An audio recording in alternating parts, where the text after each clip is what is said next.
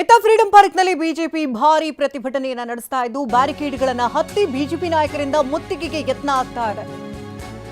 BJP ನಾಯಕರು ಮತ್ತು ಕಾರ್ಯಕರ್ತರನ್ನ ಪೊಲೀಸರು ವಶಕ್ಕೆ ಪಡೆದಿದ್ದಾರೆ.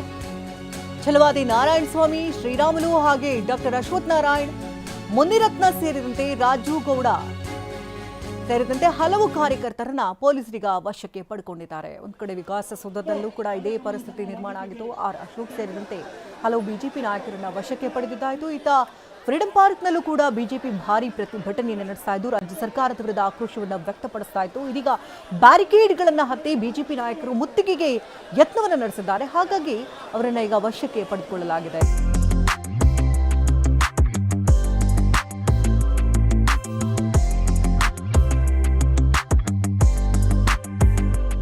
ಛಲವಾದಿ ನಾರಾಯಣ ಸ್ವಾಮಿ, ಶ್ರೀರಾಮುಲು, ಡಾಕ್ಟರ್ ಅಶ್ವಥ್ ನಾರಾಯಣ್, ಮುನಿರತ್ನ, ರಾಜುಗೌಡ ಸೇರಿದಂತೆ ಹಲವು ಬಿಜೆಪಿ ಕಾರ್ಯಕರ್ತರನ್ನು ಕೂಡ ಈಗ ವಶಕ್ಕೆ ಪಡೆದುಕೊಳ್ಳಲಾಗಿದೆ. ರಾಜ್ಯ ಸರ್ಕಾರದ ವಿರುದ್ಧ ಈಗಾಗಲೇ ಆಕ್ರೋಶವನ್ನು ವ್ಯಕ್ತಪಡಿಸ್ತಾ ಇದ್ದು ಇದು ಕೇವಲ ಬಿಜೆಪಿ ಹೋರಾಟ ಅಷ್ಟೇ ಅಲ್ಲ, ದಲಿತರಿಗಾಗ್ತಾ ಇರುವಂತಹ ಅನ್ಯಾಯದ ವಿರುದ್ಧ ಹೋರಾಟ.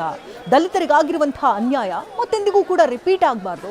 ಆ ನಿಟ್ಟಿನಲ್ಲಿ ನಾವು ರಾಜೀನಾಮೆಯನ್ನು ಕೇಳ್ತಾ ಇದ್ದೇವೆ ಹೊರತು ಇದನ್ನು ಹೇಗೆ ಸಮರ್ಥನೆ ಮಾಡ್ಕೊಳ್ತಾರೆ ಕಾಂಗ್ರೆಸ್ ಅಂತ ಬಿಜೆಪಿ ನಾಯಕರು ರಾಜ್ಯ ಸರ್ಕಾರದ ವಿರುದ್ಧ, ರಾಜ್ಯ ನಾಯಕರ ವಿರುದ್ಧ ಆಕ್ರೋಶವನ್ನು ವ್ಯಕ್ತಪಡಿಸ್ತಾ ಇದ್ದಾರೆ.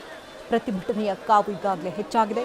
ಕಲಾಪಗಳೆಲ್ಲವೂ ಕೂಡ ರಾಜೀನಾಮೆ ವಿಚಾರಕ್ಕೆ ಸಂಬಂಧಪಟ್ಟನೆ ಕೇವಲ ಗರ್ಜನೆ, ಆರ್ಭಟ ಇದರಲ್ಲೇ ಈಗಾಗಲೇ ಎಂಡಾಗುವಂತಹ ಸಾಧ್ಯತೆಗಳು ಕೂಡ ಇದೆ. ರಾಜೀನಾಮೆಗೆ ಆಗ್ರಹಿಸಿ ಉಗ್ರ ಹೋರಾಟಕ್ಕೀಗ ಬಿಜೆಪಿ ನಾಯಕರು ಮುಂದಾಗಿದ್ದು ಸ್ಥಳದಲ್ಲಿ ವಾಗ್ವಾದಗಳು ನಡೆದಿದೆ. ಪೊಲೀಸರು ಹಾಗೂ ಪ್ರತಿಭಟನಾಕಾರರ ನಡುವೆ ಹಲವರನ್ನ ಈಗ ವಶಕ್ಕೂ ಕೂಡ ಪಡೆದುಕೊಳ್ಳಲಾಗಿದೆ. ಪರಿಸ್ಥಿತಿ ಕೈಮೀರ್ತಾ ಇದ್ದಂತೆ ಬಿಜೆಪಿ ನಾಯಕರನ್ನ ವಶಕ್ಕೆ ಪಡೆಯಲೇಬೇಕಾದಂತಹ ಪರಿಸ್ಥಿತಿ ಕೂಡ ಅಲ್ಲಿ ಉಂಟಾಯಿತು.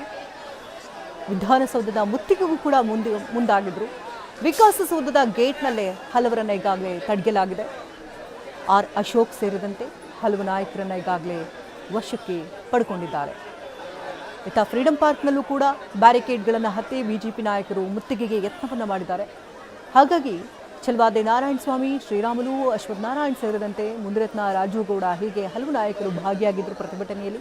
ಅಂಥವರನ್ನು ಕೂಡ ಈಗ ವಶಕ್ಕೆ ಪಡೆಯಲಾಗಿದೆ. ಬಹುಕೋಟಿ ಹಗರಣ ಇದು. ಇದರಲ್ಲಿ 84 ಕೋಟಿ ಈಗಾಗಲೇ ರಿಕವರಿ ಆಗಿದೆ ಅಂತ ಹೇಳಲಾಗ್ತಾ ಇದ್ರು ಕೂಡ ಇದರ ಸತ್ಯಾಸತ್ಯತೆ ಏನು, ಇದೆಲ್ಲದರ ಬಗ್ಗೆ ಸಮಗ್ರ ತನಿಖೆಗಳಾಗಬೇಕು.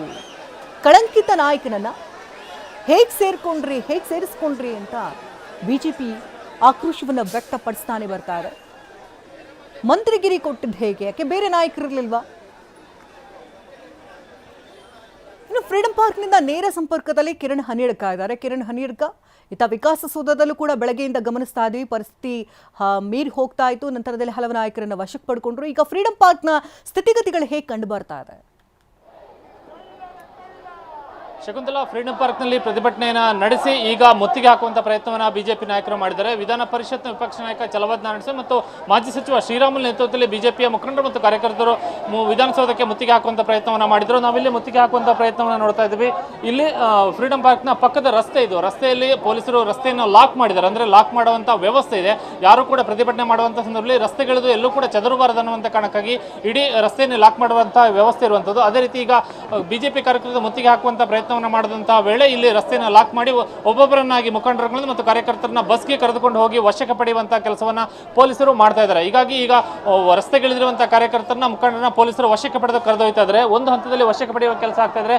ಮತ್ತೊಂದು ಕಡೆಯಲ್ಲಿ ಪ್ರತಿಭಟನೆ ನಡೆದಂತಹ ಸ್ಥಳದಲ್ಲಿ ಇನ್ನೂ ಕೂಡ ಪ್ರತಿಭಟನೆ ನಡೀತಾನೆ ಇದೆ. ಉಳಿದಂತಹ ಇನ್ನೂ ಕೂಡ ವಶಕ್ಕೆ ಪಡೆಯೋದಕ್ಕೆ ಬಾಕಿ ಇರುವಂತಹ ಬಿಜೆಪಿ ಕಾರ್ಯಕರ್ತರಿದ್ದಾರೆ, ಮಹಿಳಾ ಕಾರ್ಯಕರ್ತರು ಸೇರಿದಂತೆ ಅವರೆಲ್ಲರೂ ಕೂಡ ಇನ್ನೂ ಪ್ರತಿಭಟನೆಯನ್ನ ಮಾಡ್ತಾ ಇದ್ದಾರೆ. ರಾಜ್ಯ ಸರ್ಕಾರದ ವಿರುದ್ಧ ಮತ್ತು ಸಚಿವ ನಾಗೇಂದ್ರ ರಾಜೀನಾಮೆ ಆಗ್ರಹಿಸುವಂತಹ ಕೆಲಸವನ್ನು ಅವರು ಮಾಡ್ತಾ ಇರುವಂತದ್ದು. ಬೆಳಗ್ಗೆ 10 ಗಂಟೆಗೆ ಆರಂಭವಾದಂತಹ ಪ್ರತಿಭಟನೆ ಇನ್ನೂ ಕೂಡ ಫ್ರೀಡಂ ಪಾರ್ಕ್ನಲ್ಲಿ ಮುಂದುವರೆದಿದೆ.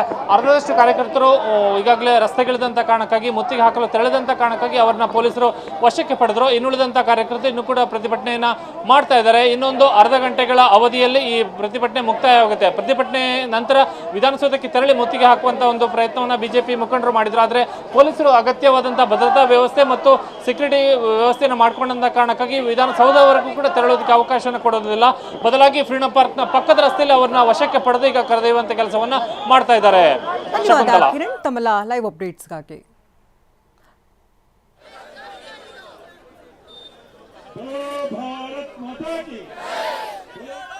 ಸ್ಥಳದಿಂದ ದೃಶ್ಯಗಳನ್ನ ಕೂಡ ಗಮನಿಸ್ತಾ ಇದ್ದೀರಿ. ಬೆಂಗಳೂರಿನ ಫ್ರೀಡಂ ಪಾರ್ಕ್ನ ದೃಶ್ಯಗಳಿದು. ಪ್ರತಿಭಟನೆಯ ಕಾವು ಹೆಚ್ಚಾಗ್ತಾ ಇತ್ತು. ವಿಧಾನಸೌಧಕ್ಕೆ ಮುತ್ತಿಗೆ ಹಾಕೋದಕ್ಕೆಲ್ಲ ನಾಯಕರು ತಯಾರಿಗಳನ್ನು ಮಾಡಿಕೊಂಡಿದ್ರು. ಇನ್ನ ಪರಿಸ್ಥಿತಿ ಕೈಮೀರಿ ಹೋಗ್ತಾ ಇದೆ ಅನ್ನೋ ನಿಟ್ಟಿನಲ್ಲಿ ಪೊಲೀಸರಿಗಾಗಲೇ ಹಲವು ನಾಯಕರನ್ನ ಬಸ್ಗೆ ತುಂಬಿಸಿರುವಂತಹ ದೃಶ್ಯಗಳನ್ನ ನೋಡ್ತಾ ಇದ್ದೀವಿ. ಇಲ್ಲಿಂದ ಹೈಗ್ರೌಂಡ್ಸ್ ಠಾಣೆಗೆ ನಾಯಕರನ್ನ ಕರೆದುಕೊಂಡು ಹೋಗಲಾಗ್ತದೆ.